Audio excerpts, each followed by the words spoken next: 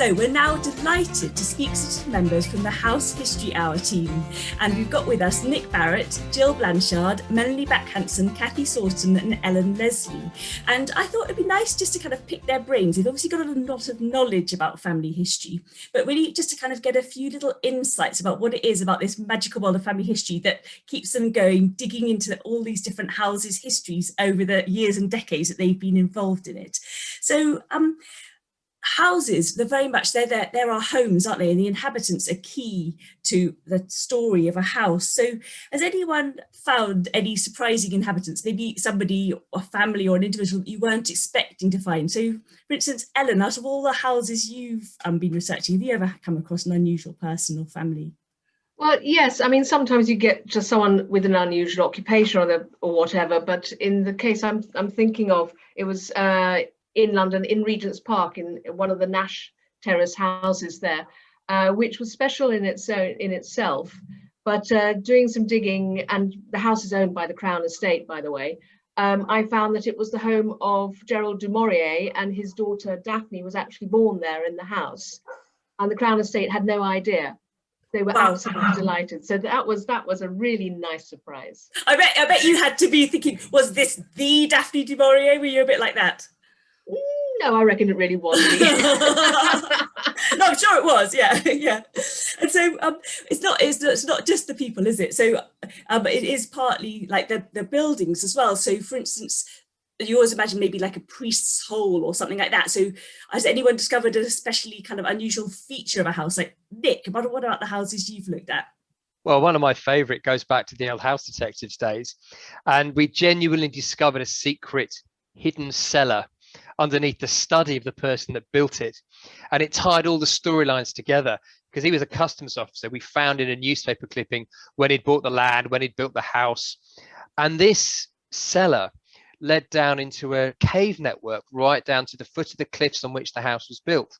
And it turned out that instead of trying to catch all the smugglers, he was in league with them and was using this route with this specially built cellar to run the goods ashore, where he had a network of folk who would then sell it on. It was absolutely fantastic and genuinely discovered as we were filming that sequence, which then led us to look far more detail into who he was, what he was doing.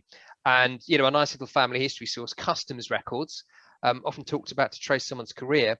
We found the end of his career when he was caught out having breakfast with the notorious smugglers of the area on board his ship just before he was ready to route the goods back to his hideout hidden under his study. Fabulous stuff. You couldn't make it up. Yeah, that's excellent. So, I mean, sources, you don't just kind of get the stories. The stories are found in the sources, aren't they? So, Mel, like, what about, you do a lot of house history, which is like the sources of, well, for all of you, aren't they? But Mel, have you got any ideas about other sources that people could use or any sources you particularly like, say? Yeah, well, I mean, there's so many different sources, but there's one particular story that always gets me, because I was researching a house in the Cotswolds, and I knew it had an older part which was believed to be 16th century, and then it was extended in the 18th century. And in my first sort of digging around, I could only find records back to the 18th century, and it was like there's got to be more. There was like a brick wall. And then eventually I kept digging and digging, and I found this sort of package of deeds in Birmingham archives, which ended up being the sort of, you know, treasure trove. And I found a marriage agreement which gave details of all the earlier provenance of the history of the house. And it took me right back to earlier documents to the 16th century, only to discover that actually the bishops of Worcester had given the house and the property and the land around to Queen Elizabeth I. So yeah, I was in the archives having that, oh my gosh moment. So yeah, the sources can be just brilliant. So you just never know what you can find. Yeah, and so all these things, they're so evocative, aren't they? Because you kind of get whisked back to a different time, and you say, like, you're suddenly back with the Tudors, or you're with Daphne du Maurier, or an arch criminal customs guy. So Jill, is there something that you particularly love about House History, like something which evokes the past for you? Or is it the sources? Is it the buildings? Is it how it all wraps together? What is it? I think it's the jigsaw puzzle, the putting the pieces together. I just find that the whole, obviously, it's not about the age of the property, it's about the people and the place and the whole context.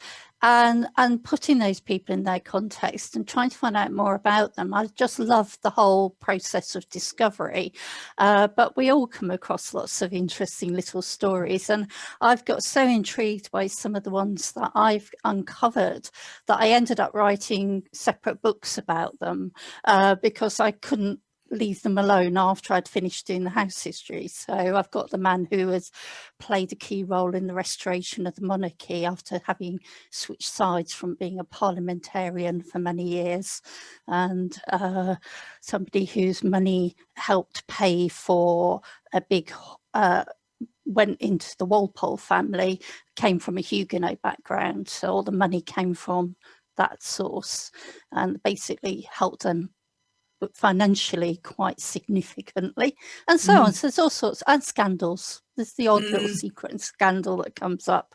So you never, but it isn't just about that. It's about, I don't know, the quest, the voyage of discovery.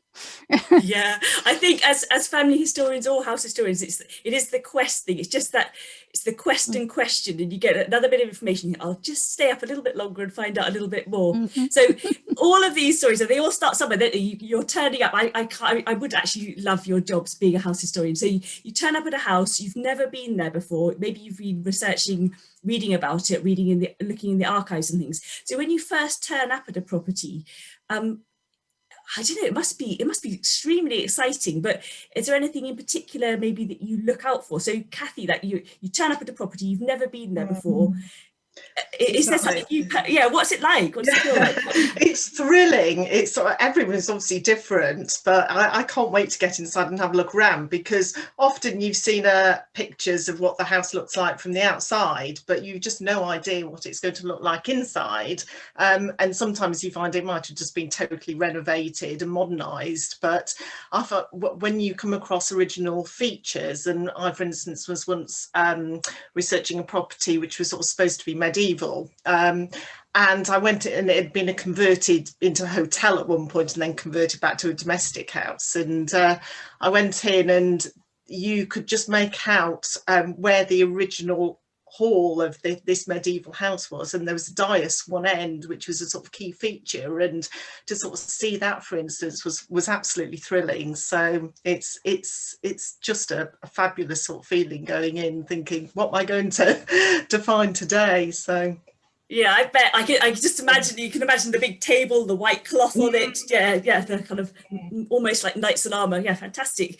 Yeah. So thanks so much, you guys. It's really nice to get a flavour, just a tiny flavour of all the lovely things that we're going to be covering when we do the House History Show soon, starting on the 15th of May. So this is just a few of the house historians. We've got a few more as well. We've also got Keith Sell and Karen Avery and Deborah Sagwan, who'll be joining us as well. So together we've got a team of fantastic, the UK's leading 8 house historians, who will be in brilliant hands. So thank you then, guys.